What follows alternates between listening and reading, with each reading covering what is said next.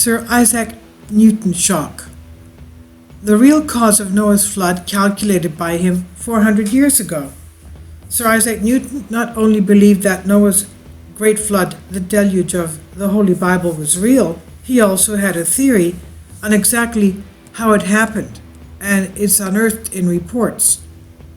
The Genesis flood tells a story of God's decision to return Earth to its pre-creation state of watery chaos, but modern science suggests that there has never been a global flood on this level.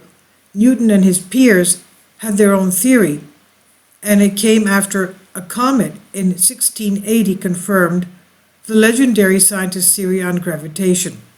It inspired him to work with colleagues and friend William Whiston, who calculated the space rock had passed close to Earth thousands of years ago.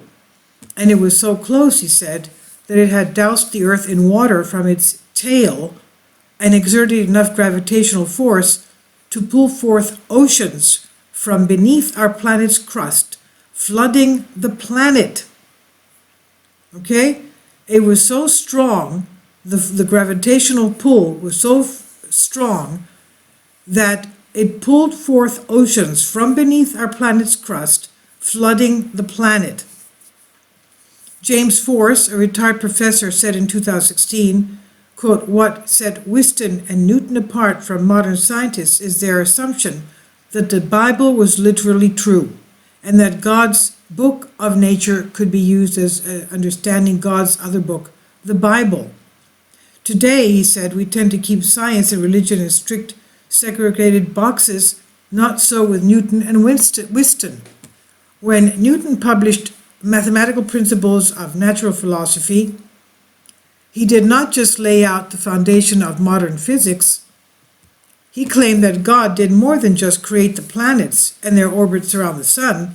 Newton also believed physical laws were also created, such as gravity, to help govern the operations of the universe, and their activity was a direct result of course, God's will for them to do so.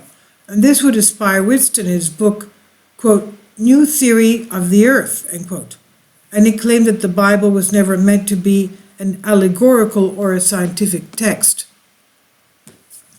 Whiston relied on the principles of gravity published by Newton, and then he explained his theory for the biblical flood created by a comet.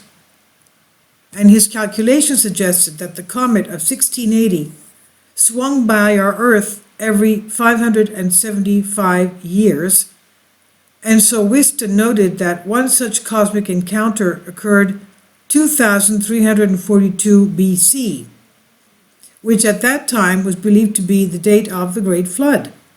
He argued that a comet passing close to Earth could explain such phenomena. Whiston dedicated his book to Newton, who endorsed the theories as plausible and reasonable. But the theory came under fire from noted thinkers such as Thomas Burnet in his book in 1681, the book titled Sacred Theory of the Earth.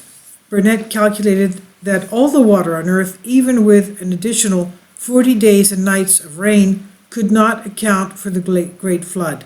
And despite this, Newton and his fellows insisted that the physical laws of the universe were divine. Callum Hoare, Express UK, reports.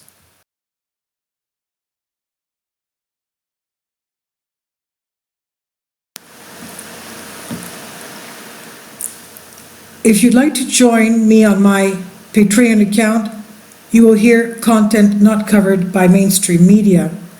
These riveting stories will be based on my research, and I will state my opinions and give my personal insight on diverse and controversial subjects and world events not covered by mainstream media, and not supported by YouTube guidelines. So whatever I have on my Patreon, most of those will not be on my YouTube channel. Please consider becoming a member today. More of the most significant and important videos will be on my Patreon channel. Your support helps me to continue my research and keeps this YouTube channel alive.